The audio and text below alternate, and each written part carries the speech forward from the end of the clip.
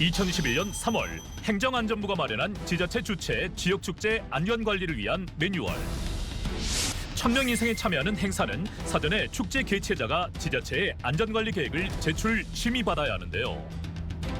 하지만 이태원 참사의 경우 주최자가 없는 자발적 축제인 탓에 그 어떤 매뉴얼도 존재하지 않았습니다.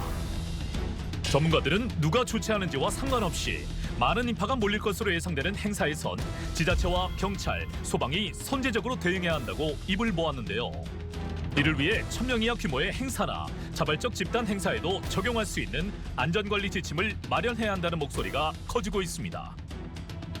미국의 경우에는 군진 밀집 기준을 마련해서 1제곱미터당 2~3명이 모이면 주의 단계를 발령하고요. 6명 이상이 모이는 경우에는 위험 상황이 발생한다고 보고 필요한 조치를 취하고 있습니다. 우리나라도 이런 세부적인 기준을 마련하고 특별히 골목길에서는 일방통행이라든지 무정차 통과라든지 이런 조치들을 세밀한 기준을 마련할 필요가 있겠습니다.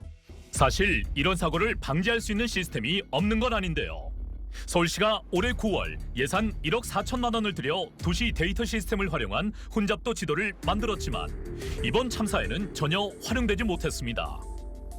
또한 이번 참사에서 응급구조대가 접근하기 위한 소방 출동로를 확보하지 못한 점이 인명피해를 키웠는데요.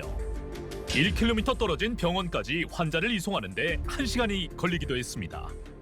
그 주변 지역에 교통 통제가 안 됐어요. 긴급 차량이 안으로 진입했을 때 그 차량이 신속하게 진입할 수 있는 기본적인 이런 차량 통제도 제대로 되어 있지 않았기 때문에 제도적 허점을 보완하고 기존 시스템을 활용하는 등 전반적인 안전 점검을 통해 유사한 사고가 되풀이되지 않도록 적극적인 노력이 필요해 보입니다.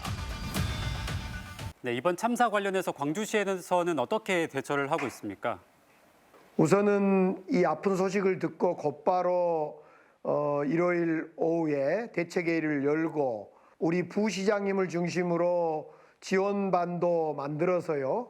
현재까지 9분의 광주 청년들 중에 6분의 빈소가 마련됐는데 그 6분들의 빈소에 지원을 하고 어제까지 모두 장례 절차를 마쳤습니다.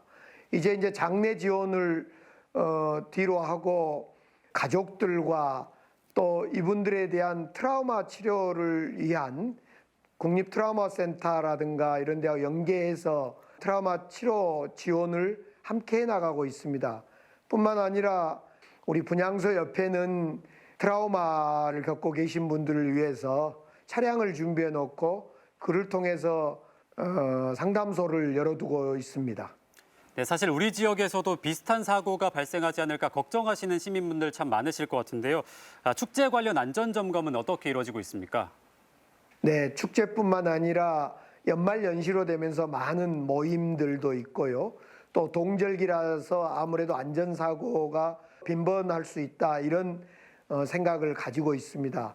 우선은 그래서 이번 사건과 관련해서는 축제를 최소화하거나 그동안 서면 중심으로 됐던 안전관리 계획도 직접 대면 방식으로 꼼꼼히 살펴서 법과 조례에 근거하여 준비된 행사와 축제는 꼼꼼히 챙기겠다는 것이 첫 번째고요.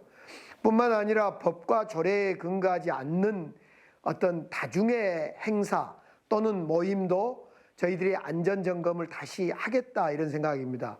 그래서 그에 필요하면 정부가 법을 만드는 거에 보조하겠습니다마는 조례도 검토하고 지금 안전 관련 조례 전체에 대해서 다시 한번 검토하라 이렇게 제가 지시를 해놓고 있습니다. 또 근본적으로 여전히 행정에서 감지하지 못하는 것은 워킹 그룹을 만들려고 합니다. 시민안전 워킹 그룹을 통해서 시민과 전문가 그리고 우리 행정이 함께 워킹 그룹을 만들어서 안전의 사각지대가 있는지를 살펴보겠습니다. 참사의 교훈을 다시 한번 우리 시민들의 안전 제일주의 광주로 만들어 보는데 최선을 다해 보겠습니다.